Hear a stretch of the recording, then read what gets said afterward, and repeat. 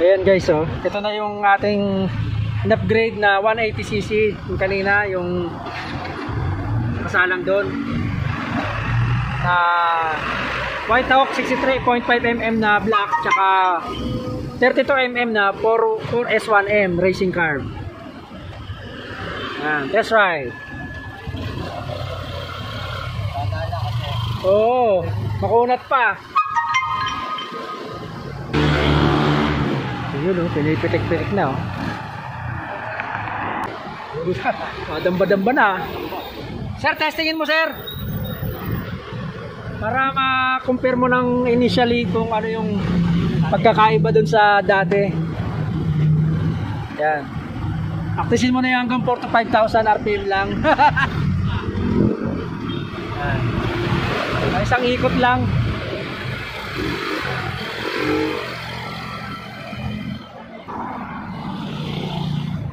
Yun, no. Kamusta sir yung ano, yung mga pitik-pitik mo diyan? Okay na, wala lang. Talaga lang napigil pa siya ng tango. Oo, kasi nga dahil sa pipe. Makakubas lalo mararamdaman mo yung pagkakaiba niyan once na maibalik mo yung open pipe mo. Ano lang naman Yung tama lang yung may kasi ano pa eh, makunat pa yan eh.